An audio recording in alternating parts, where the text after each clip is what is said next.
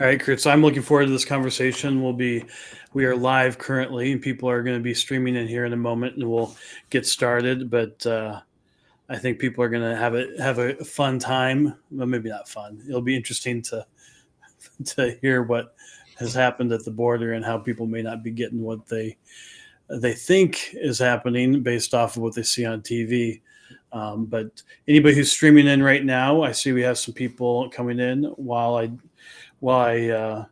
watch for people to come in. So if anybody wants to follow us on any of our social media, Facebook, X, LinkedIn, uh, wherever we're at, YouTube in particular, subscribe and follow, and then you will get updates like this when we go live. We then produce the show after that, and then we make sure that people uh, get the final product. But the people who follow us on our social media, they get it live. So with that, looking forward to that. Kurt, tell me where you're at right now. Sure, I'm at the Ashland County Sheriff's Office here in Ashland County, Ohio. Cool. Well, I think it's going to be pretty cool to see you there here soon. So as people are coming in, we are about to start the show. For everybody who's following us on our social media, we make those available for our make the behind the scenes like this available for everybody who follows us on our social media. I'm just sharing this to various folks who want to know that we're going live. And with that, I think we are going to go ahead and start the show. So, Sean, if you want to cue the credits. Political Trade Secrets, an inside look at campaigns and politics, where we pull back the curtain, look under the hood, and investigate all aspects of politics and how elections are won. Now, here's your host, Dustin Olson. Pollster and host of the Political Trade Secrets podcast, Dustin Olson. Dustin Olson. Dustin Olson. And Dustin Olson, pollster at American Pulse. They work for both Republicans and Democrats. And he hosts a podcast, Political Trade Secrets. Oh, we love that. We like that podcast. Now, from Washington, D.C., is pollster Dustin Olson. And welcome to the show. Thank you, everybody, for being here today. And looking forward to this conversation that we're about to have about the border. You see our guest. I'll be bringing him on in just a second, Kurt Schneider, who's the soon-to-be sheriff of Ashland County. And we're looking forward to having him on the program. But before that, I want to talk about something that's coming up on Thursday. Thursday, we're going to be having our final poll for American Pulse. You can find out about us at americanpulse.us. We're going to have our final poll for the 2024 election, and I'm looking forward to finding out what our final national poll is going to tell us. We have our interviewers are currently in the field talking to people right now to find out what they think as we go into these final days of the election. And speaking of polling, the purpose of today's episode, we're going to be talking to Kurt in a moment, specifically about the border. And as pollsters, we've been looking at these issues for the last year or so, and our polling has made it very clear that this is the top issue, one of the top issues for the American people right now. And normally we see the economy, and then really affordability is what I would call it right now, but economy, inflation, and really how expensive things are. That's the number one issue. And then right after that is immigration and the border. Those are always the top two. Actually, we just got out of the field about a week and a half ago, and we were in Pennsylvania. And in Pennsylvania, which is going to be one of the states, if not the state that decides this election, we had as the top issues there 46.8%. If you combine the top two issues, 46.8% either said economy and inflation or immigration and the border. And in that case, it was 19.3% said immigration and the border, and 27.5% said economy and inflation. And when we asked those questions, people tell us in Pennsylvania, they said that they preferred Trump on handling that. It was about 53.4% trust him more to handle that issue than Harris at 43%. That's in Pennsylvania. By the way, you can go to pollingclub.com. You can get access to that poll right now. And we will be making it available for you as well here when we release our new poll coming soon. On Thursday morning, we'll be releasing that. So if you want to have access to that poll, please do check us out. Go to pollingclub.com and sign up to get the new final poll for the election and the Pennsylvania poll. Interestingly, on our last national survey, we asked the question of the approval of the Biden-Harris administration on this topic. Do you approve or disapprove of the way the Biden-Harris administration is handling immigration and the border? And approve was 34.8% and 56.8%. So that tells you that this is definitely the number one issue for people. People have a very strong opinion of it. And then one last thing. A year ago, this is something that has been going on for a while. We had as a question we wanted to ask. We did a whole national security poll, which you can also get at pollingclub.com. And we asked the question, this is a year ago, about this time we released it. Some have expressed concern that China, drug cartels, and terrorists are exploiting the vulnerabilities at our southern border and in our immigration system to introduce large quantities of fentanyl and other drugs to engage in human trafficking, including child and sex trafficking, and potentially carry out terrorist activities in the U.S. And not much has changed over the last year, but people who agree that that's a concern, 64.6% said that a year ago, and 21.9% disagreed with that. So this is an issue that is important to people, as well as something that people's views are pretty set. So we decided maybe we would just go and find out for ourselves what actually is happening.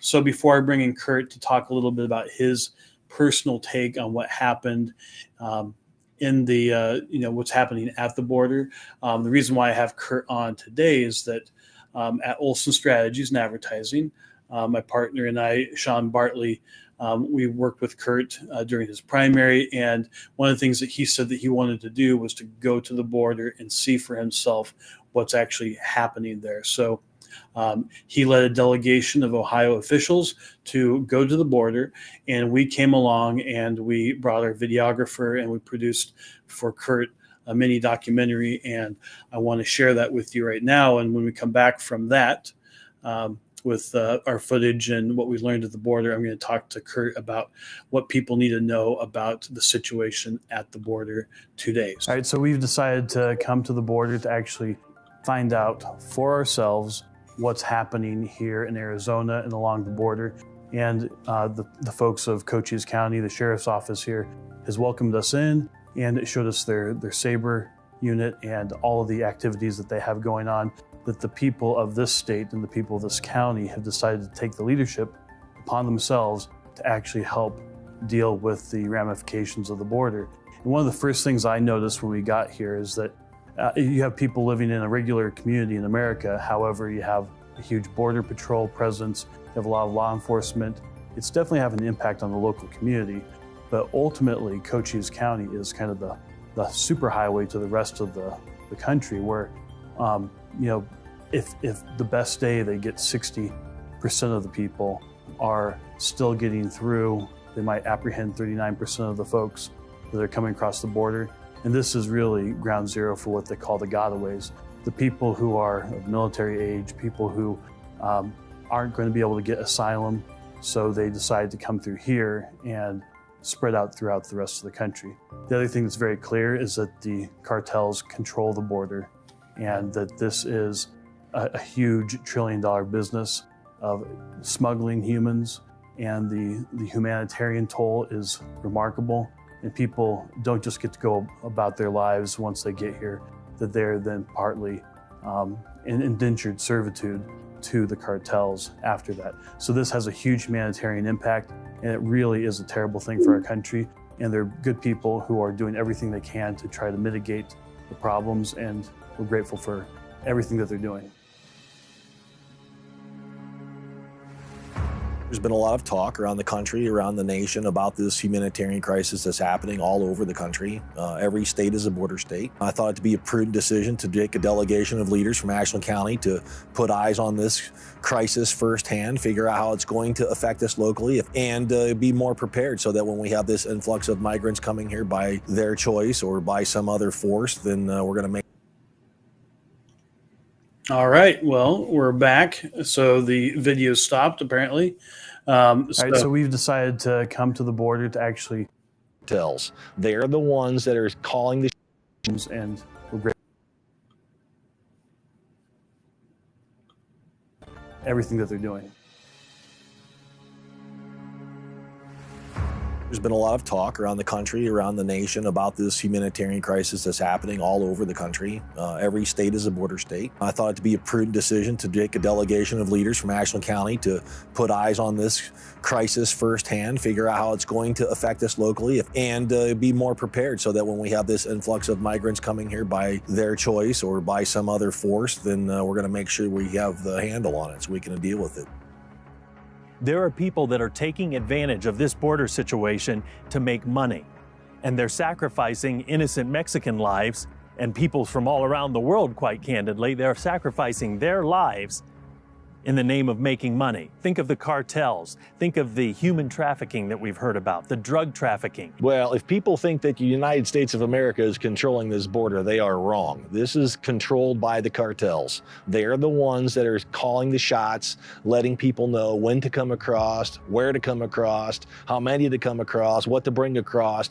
And this is purely a reactionary situation on behalf of the United States government and Cochise County Sheriff's Office. I mean, these guys, God bless them, they're doing whatever they can with no help from our government. So, it's a problem. It's a big problem. It's not just building the wall. There's that three-tiered approach for security. The lighting, the technology with cameras, obviously the physical wall, but then also the men and women to secure the border. It's kind of a three-prong approach that is not being done here in our country. We've got to do that for our American people. We have to do that.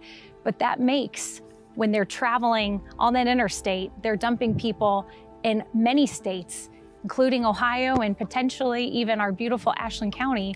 It's really important that we get this right. This is an entire humanitarian crisis. I mean, we have got people coming across here dying while they're trying to come across here for money, for drugs. So this is an effect that happens all over the country. This is not just a Arizona crisis or a Texas crisis. Every state in the union is a border problem crisis. In fact, if you take a look at the statistics over the last couple of years, we have seen a double-digit uptick in the number of men and women that are being pulled off of Interstate 71 into our courtroom in Ashland, Ohio. It's costing our local taxpayers to address the very men and women who are getting through this fence or over this fence or getting into this country illegally. These people are coming across basically slave labor. That's what's happening. They establish a relationship based on this initial payment and they work it off for the rest of their life, but they're basically married now to the cartels. I did you a favor, you paid me great, thanks, we love it, but you're gonna continue to do this or bad things are gonna happen to you and your family. So this is not just an isolated, hey, I'm gonna give you 5-10 grand, thanks for helping me get across the border and enjoy my life. They're working it off, they're selling themselves, they're selling their kids, their families. They're poisoning our country with these fentanyl and these drugs and the methamphetamines. So this is not just an isolated thing. This is a continual problem. It's a huge network. It ties in perfectly as a pro-life leader that just these humanitarian issues we need to also take a look at, because children are lost. We don't know where they are. People's lives that are going about their day-to-day life, going to school, going to a birthday party, they're putting their life at risk every day because they don't know when that light turns green who's coming down the interstate. And so I think it's so important that we do secure our border so that we can protect human life in America.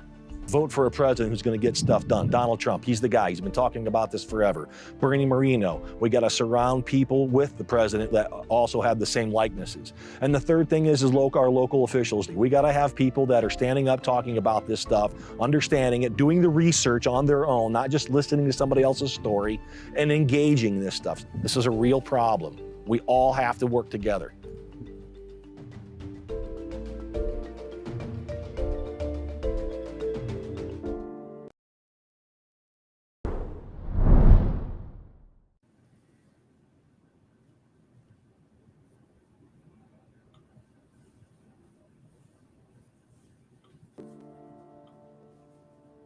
And with that, we have the man here with me right now. We've got the next sheriff of Ashland County, Ohio, Kurt Schneider. Welcome to the show. Thank you for taking some time to be with us.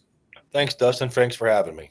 Absolutely. And people got to see you there on the border. And I really commend you for bringing together folks from the local area and taking them down to the border, because I will tell you from having been there with you that I was personally shocked that it was actually worse than I had ever even imagined. I figured that, Fox News probably gave it the worst shine you could possibly give it. And it turned out that I think they might be pulling their punches as far as what's actually happening down there. So, I mean, why did you decide to bring folks down to the border and to take on this issue? Yeah, thanks, Dustin. I think I 100% agree with you. This thing has not been getting the attention it needs. It's been way underscored as something that's not very important. What's happening down there? This thing has a lot of ramifications, and quite frankly, should be the top priority of whatever administration gets in the White House. Mm-hmm. This is a systemic issue. This is a network of criminal activity that's spread across our country right now. It started at the border. It's continuing at the border. Our federal government is doing very little, if anything, right now, they're completely relying on the local officials down there to do something. And God bless Sheriff Daniels down there and his crew. They're doing a great job, and it's unfortunate that they're not getting much help from them. So, but we need to see this thing firsthand here locally in Ashland County. It's easy to listen to the stories on Fox News or CNN or whichever media outlet you want to listen to, but the reality is that they're telling the half truths. And what's really happening down there are many layers of mostly what could be easily labeled as probably the biggest humanitarian crisis since the Holocaust. I mean, we've got millions and millions of people coming across this country. Across the border into this country who are basically indentured servants, slavery, something we've abolished in this country decades ago. And now we are not only allowing it, but in some fashions perpetuating it by not getting these folks back to where they belong.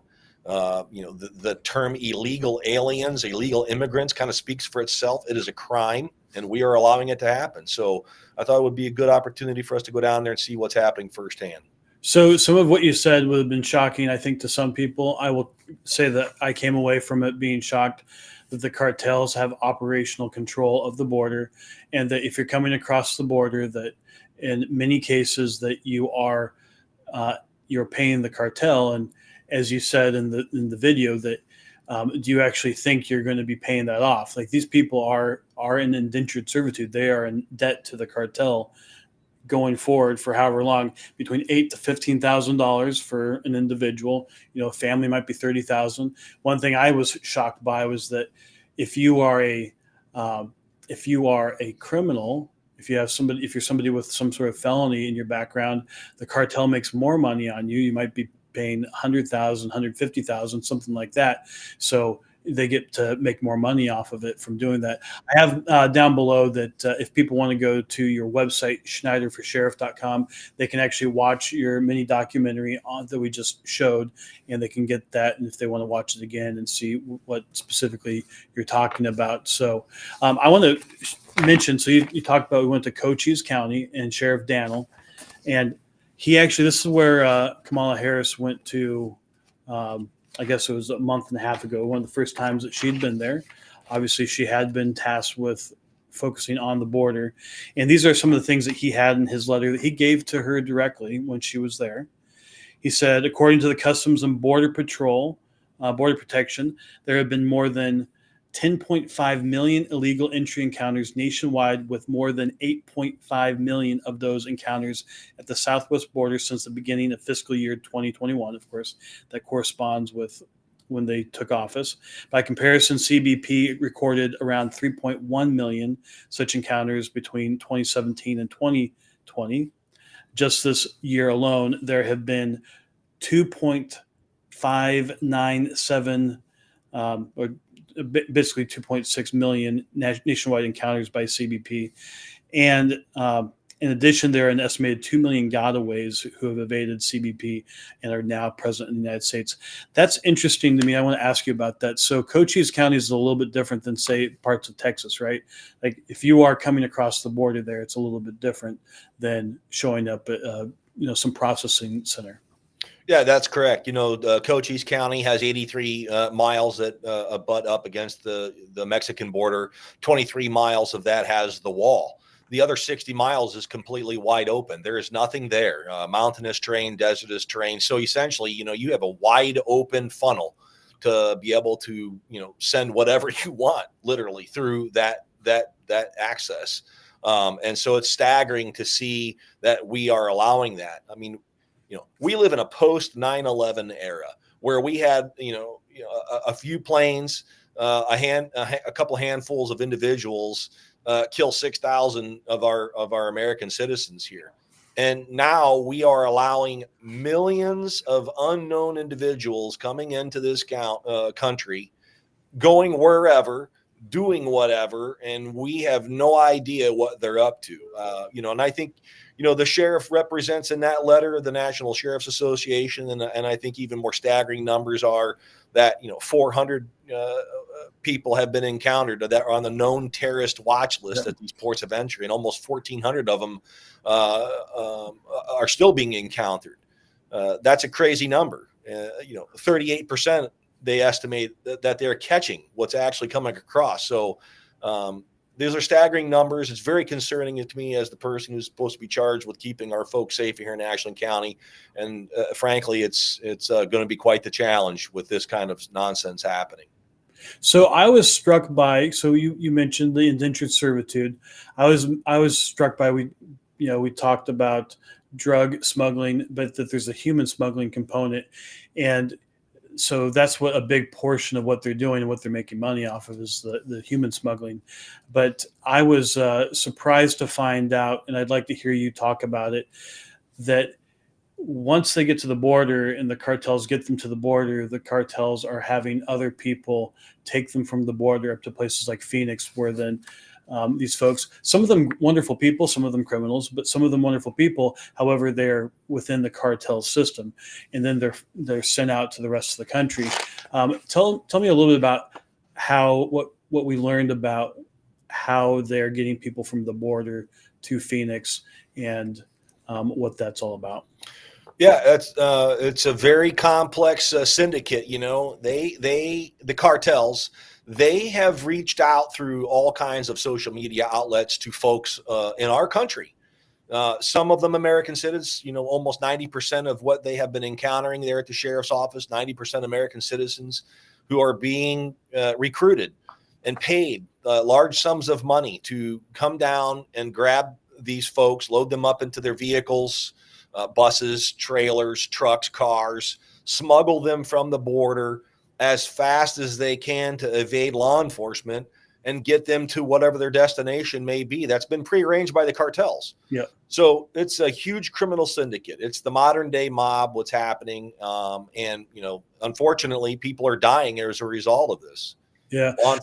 Law enforcement down there chasing these folks. They're involved in crashes. They're getting killed trying to evade law enforcement. They're killing innocent civilians in other vehicles. So it's a tragedy all the way around. Yeah. I was shocked to find out that they have kids as young as 12 that they have recruited and are paying them a lot of money to drive these vehicles. And that when they have these, a lot of them are Americans who are being paid by the cartel to drive people, that when they encounter law enforcement, they do react differently, and they'll drive 120 miles per hour, and they're not going to stop. And even when they stop pursuing them, they continue to drive like that and potentially kill people. And so speaking of kind of the crime aspect of this that comes from it, there's the horrific cases of like Laken Riley in Georgia and others across the country. Sheriff Daniels in his letter mentions some of those tragic events. Talk about how this criminal element can impact communities across the country. Yeah, without a doubt. Obviously the most concerning part is, we don't even know who these people are. We don't know where they're at. And we don't know why they're here. Certainly the implication is that you're an illegal immigrant, you're doing something criminal to get here. Therefore, it's not likely you're here to help us. There's probably something you're here to do wrong. Now, whether that's recreational, you're used to doing that from where you come, or whether you're here purposeful to do something, either way, they're coming here illegally to do bad things. And unfortunately, it's hard to find out where they're at, what their motivations really are. And so we just need to be vigilant, making sure we're observant, and keeping our folks as most educated that we possibly can with this. So the thing that I came away with this. So there's the criminal aspect. That's everyone who breaks the law to come across the border, they're by definition that's a criminal act. But there's a smaller portion that are the violent criminals, and that's obviously a big problem in the cases that we talked about. But then they're also under the control of a criminal cartel. They're in debt to them. So that's obviously a huge problem. But at the end of the day, and this is what I came away from it, is that border security, to secure the border, is extremely important. It's compassionate, and that by stopping the process of securing the border 4 years ago, it actually put more people in harm's way. People who are now in indentured servitude, as you put it, people who are now in debt to the cartel and will be probably for the rest of their lives here in our country. You have people who are dying crossing the border. And one of the things I was shocked by that I think people need to know. So there's the wall, but there's also the technology. There's the all-terrain road that goes by the wall. That all this stuff was to come together to be used to secure the border, plus more border patrol.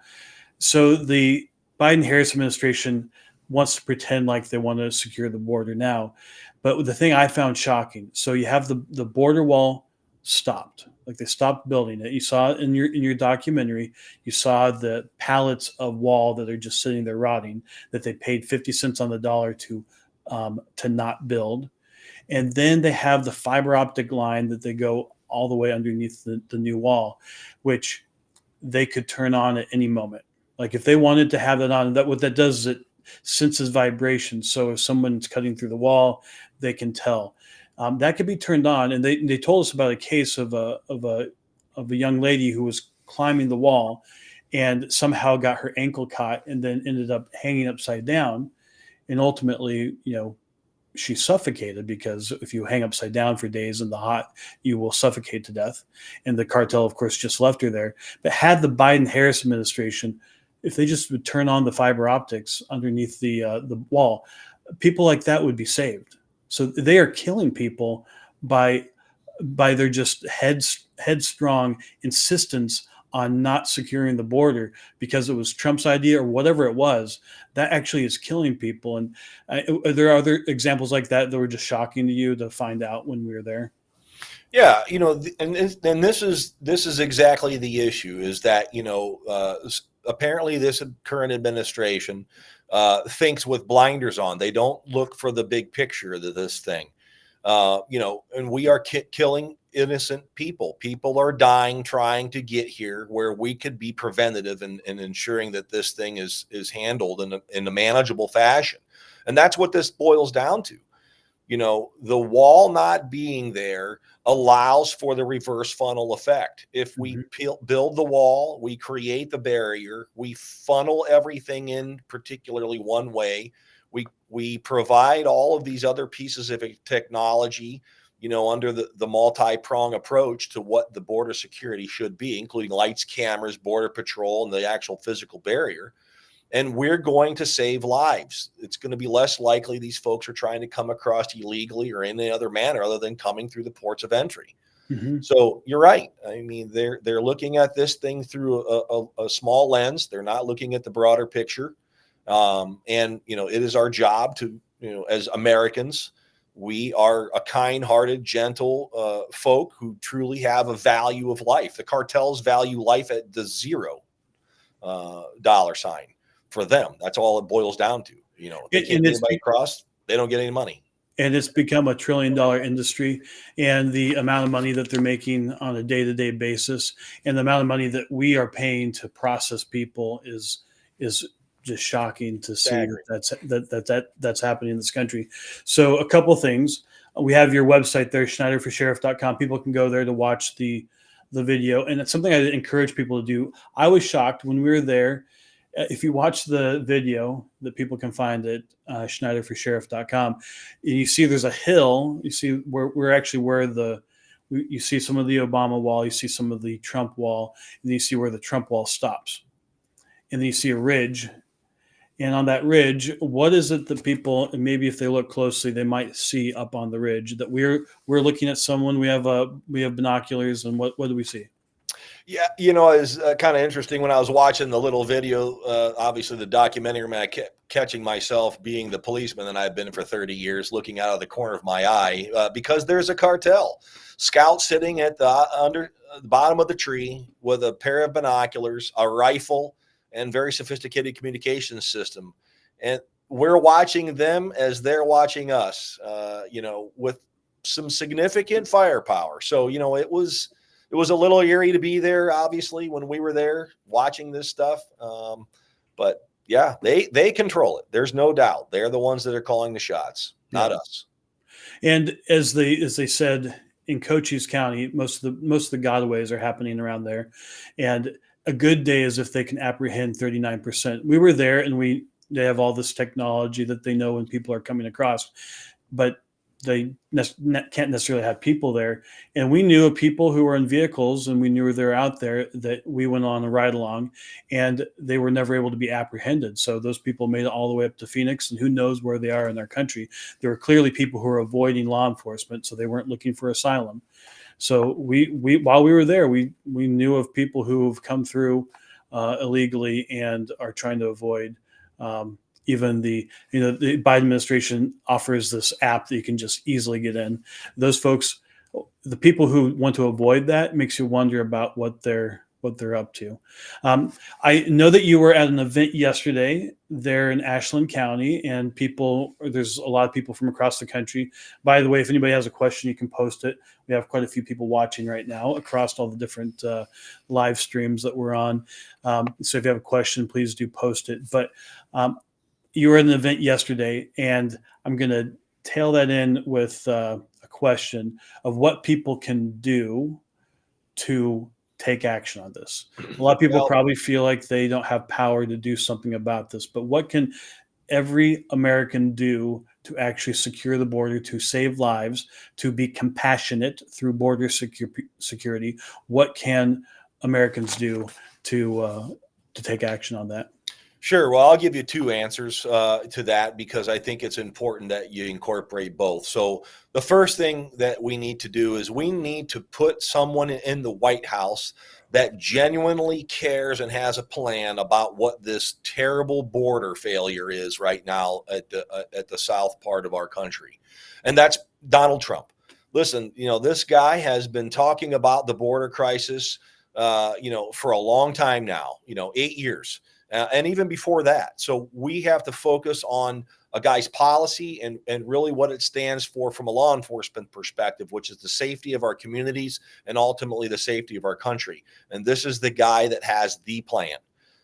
Second to that is obviously you're tailoring or tagging on to the president's taking office, hopefully, is our local senator race, our local Senate races, and this goes across the country.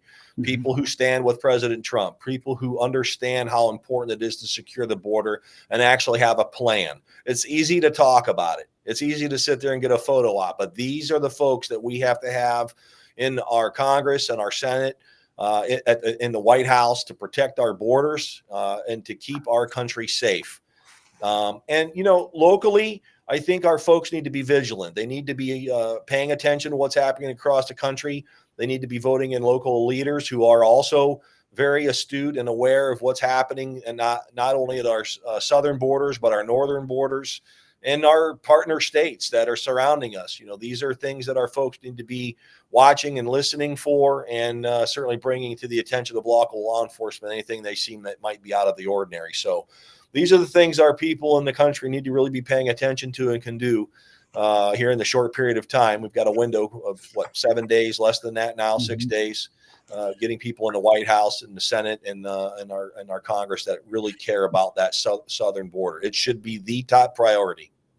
Absolutely. So you mentioned your local U.S. Senate race. So Ohio, you're in Ohio, and yesterday you were at a Bernie Moreno event, I think in Ashland County. Yep. How did it look, and what are you seeing on the ground? It was wonderful. Bernie's got a lot of support here in Ohio. I think Bernie's going to win this thing. I sure hope so. And I'm confident that he'll do us a great job in the Senate. He's a very stand-up guy. And we had probably about 100 people here locally. It was kind of a last-minute effort that we knew that Bernie was coming to town, and had quite the turnout here locally in Ashland County. And so he's got a lot of support around Ashland County. I'm confident he's going to win and beat Sherrod Brown. So we'll just keep our fingers crossed and keep praying.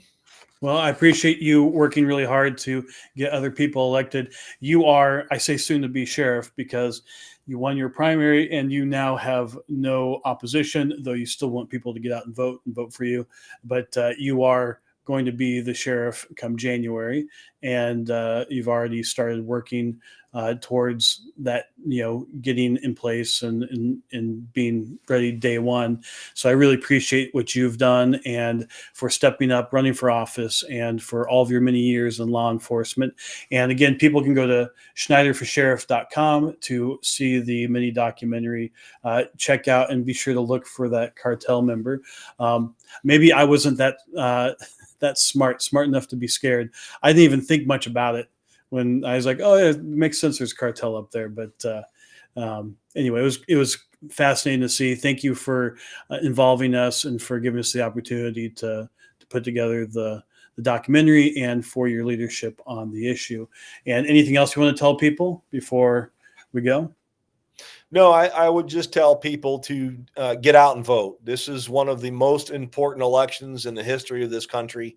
I believe that. There's a lot of other people that believe it. And I think you've gotten plenty of examples here lately, especially this one with the border crisis, particularly in a post 9/11 era. We cannot allow folks like Kamala Harris to get into the White House. It would certainly be a tragedy for the American people and for every other person trying to come here to have a better life. So God bless everybody. Please get out and vote. Do your civil duty and your civic duty to make sure we get the right folks leading the country. Excellent. Well, thank you, Kurt. Appreciate it, and good luck in office. Thank you. Thank you.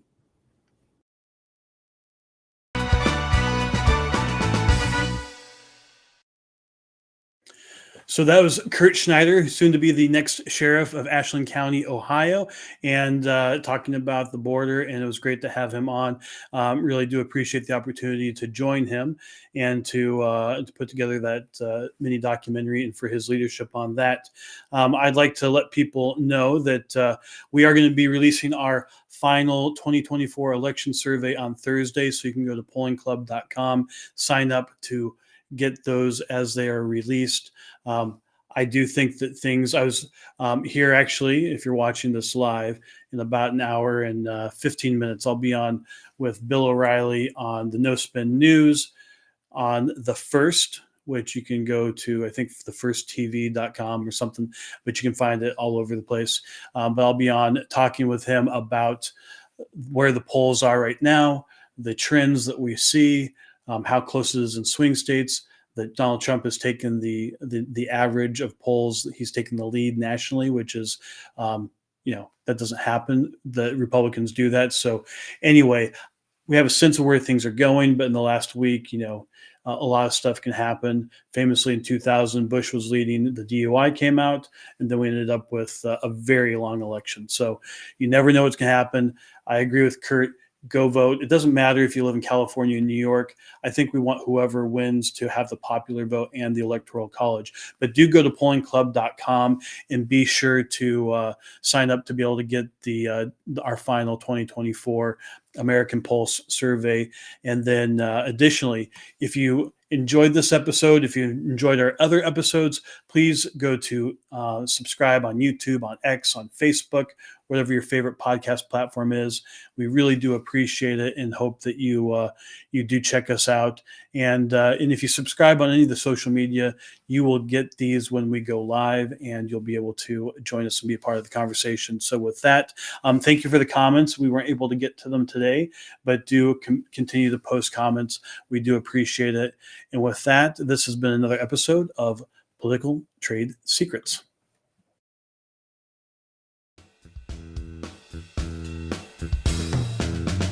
Join us next time by subscribing on iTunes and get show notes and sign up for our newsletter at politicaltradesecrets.com.